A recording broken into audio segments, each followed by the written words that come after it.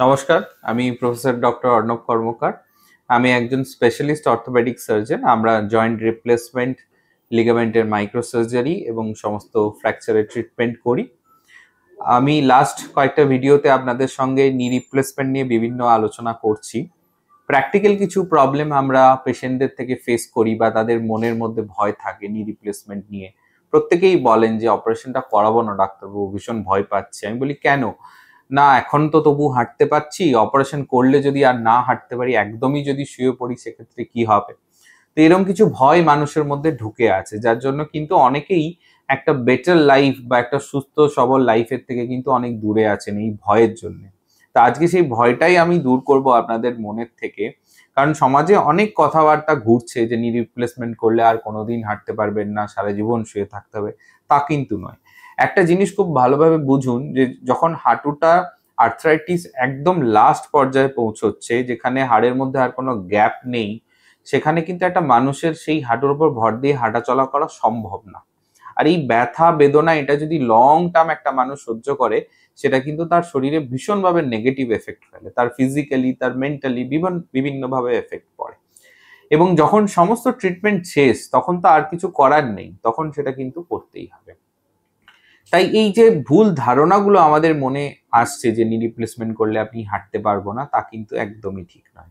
Rather যখন আপনার হাঁটুটা সেরম পর্যায়ে পৌঁছচ্ছে, তখন একমাত্র নি রিপ্লেসমেন্ট করে যদি সেই হাঁটুটাকে অ্যালাইনমেন্ট ঠিক করা যায় বা তাকে আগের মতো ব্যালেন্স করা যায়, তবেই কিন্তু সেই পায়ের উপর ভর দিয়ে আপনি ভালোভাবে হাঁটতে পারবেন। মোটামুটি 99% পেশেন্টের ক্ষেত্রে আমরা নি রিপ্লেসমেন্ট করার পর 48 আওয়ার্স পর, মানে 48 ঘন্টা পড়ার পর কিন্তু তাকে দাঁড় করাই, তাকে ওয়াকার দিয়ে সাপোর্টে, ফিজিওথেরাপির সাপোর্টে আমরা তাকে দাঁড় করাই। দাঁড় করানোর পর তাকে স্টেপ বাই স্টেপ একটা দুটো করে আস্তে আস্তে আমরা হাঁটানো চলানো শুরু করি। তাহলে এটা কিন্তু ভুল ধারণা যে নি রিপ্লেসমেন্ট করলে বহুদিন শুয়ে থাকতে হয়। কিছু কিছু কমপ্লিকেটেড কেসেস থাকে, যাদের ধরুন কোনো কারণে হাড় খুব দুর্বল বা হাঁটু বাঁকতে বাঁকতে বাঁকতে গিয়ে ভেঙে গেছে, সেখানে নি রিপ্লেসমেন্ট একটু জটিলতর অপারেশন হচ্ছে, তার ক্ষেত্রে হয়তো সেটা 48 ঘন্টা না হয় 2 সপ্তাহ হতে পারে, কিন্তু তা নয় যে সেটা 2 মাস 3 মাস ধরে আমাকে শুয়ে থাকতে হবে। তাহলে 48 ঘন্টা পর থেকে আমরা তাকে বেড সাইডে দাঁড় করাই, তাকে ওয়াকার নিয়ে হাঁটানোর চেষ্টা করি। কিছু কিছু মানুষ যাদের ব্যথা বেদনা বিশেষ থাকে না, তারা সেদিনই মোটামুটি হাঁটতে পারেন করিডোরে, উইথ সাপোর্ট অবভিয়াসলি। যাদের একটু ব্যথার সমস্যা হয়, তাদের হয়তো সেটা নেক্সট ডেতে তারা একটু ভালোভাবে হাঁটতে পারে।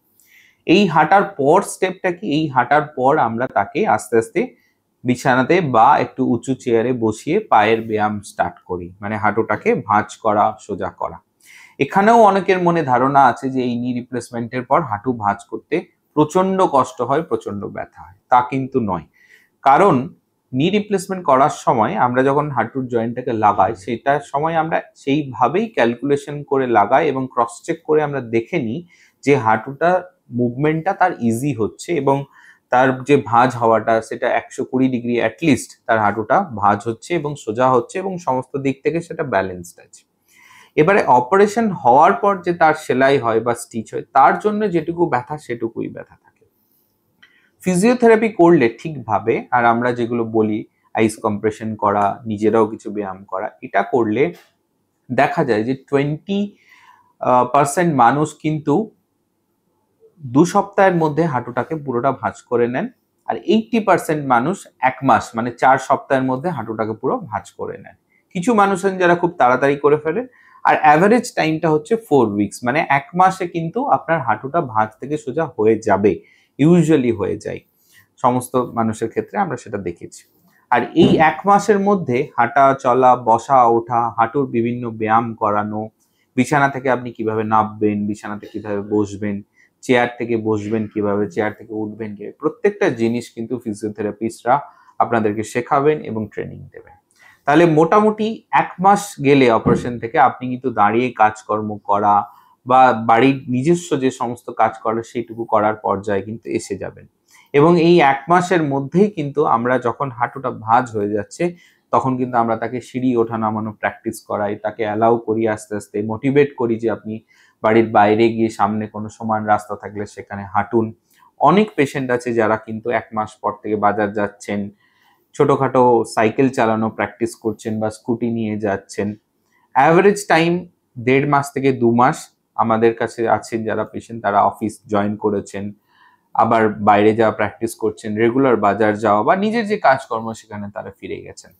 ট্রাভেল করা, বাসে, ট্রেনে বা ট্রামে ট্রাভেল করার ক্ষেত্রে আমরা 3 মাসের টাইম বলে থাকি, যে অ্যাভারেজ 3 মাস পেরিয়ে গেলে যখন আপনি নিজে থেকে সিঁড়ি উঠতে পারছেন, নামতে পারছেন, ফ্রিলি হাঁটতে পারছেন, চেয়ারে বসছেন, উঠছেন, তারপর আপনি ট্রাভেলও করতে পারেন।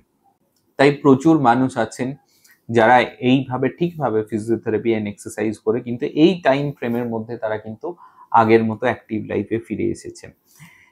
এই অপারেশন না করলে তার আগে যখন পা গুলো বাঁকা থাকছে বা হাঁটুর মধ্যে গ্যাপ থাকছে না, তখন কিন্তু একটু দাঁড়িয়ে থাকলেই প্রচন্ড ব্যথা হয়, সিঁড়ি উঠতে নামা তো ভীষণই কষ্টের হয়ে যায়, উঁচু নিচু হাঁটলেও প্রচন্ড কষ্ট হয়। সেই প্রবলেমগুলোতে কিন্তু রিলিফ হয়ে যাবে এবং সেখান থেকে কিন্তু আপনারা রিকভার্ড হবেন। এবং হাঁটু রিপ্লেসমেন্ট করার উদ্দেশ্যই হচ্ছে যাতে তাড়াতাড়ি আপনারা আবার আগের মতো অ্যাক্টিভ লাইফে ফিরতে পারেন এবং তাড়াতাড়ি যাতে আপনারা কাজ করতে পারেন। কারণ বেশি দিন যদি, এই দীর্ঘদিন যদি আমাদের একটা পায়ের উপর প্রেশার না পড়ে বা একটা জয়েন্ট যদি মুভমেন্ট না হয়, তাহলে কিন্তু মাসেলগুলো উইক হয়ে যাবে, মাসেলগুলো শুকিয়ে যাবে, নার্ভেরও কিন্তু প্রবলেম দেখা দিতে পারে। তাই এই ভুল ধারণাগুলো থেকে মুক্ত হন, এগুলো মন থেকে মুছে দিন যে হাঁটু রিপ্লেসমেন্ট করলে বহুদিন ধরে শুয়ে থাকতে হবে, তা কিন্তু নয়। আর এখন আমাদের কাছে ব্যথাটাকে কন্ট্রোলে রাখার অনেক উপায় আছে। আমরা অপারেশনের আগে বিভিন্ন প্যাচ লাগিয়ে দিই, অপারেশনের সময় আমরা নার্ভ ব্লক করি, বা অপারেশন চলার পরে আমরা আশেপাশের নার্ভগুলোকে কিছুটা অবশ করে দিই, যাতে করে আপনাদের হাঁটুটা শিথিল থাকে এবং অপারেশনের পর হাঁটুর মুভমেন্ট করতে, ব্যায়াম করতে আপনাদের জন্য ইজি হয়। তাই এখন হাঁটু রিপ্লেসমেন্ট করা এবং করার পর সঠিকভাবে আবার আগের জীবনে ফিরে আসা, এটা কিন্তু খুব একটা কষ্টের ব্যাপার নয়। মনের ভয়টাকে আপনারা কাটিয়ে উঠুন এবং এই কথাগুলোতে কান দেবেন না। হাঁটু রিপ্লেসমেন্ট করার সাজেশন ডাক্তারবাবু তখনই দেন যখন আর কোনো উপায় থাকে না আপনাদের কাছে, আর এটা করলে আপনারা কিন্তু আগের মতো আবার সচল লাইফে ফিরতে পারবেন। ধন্যবাদ।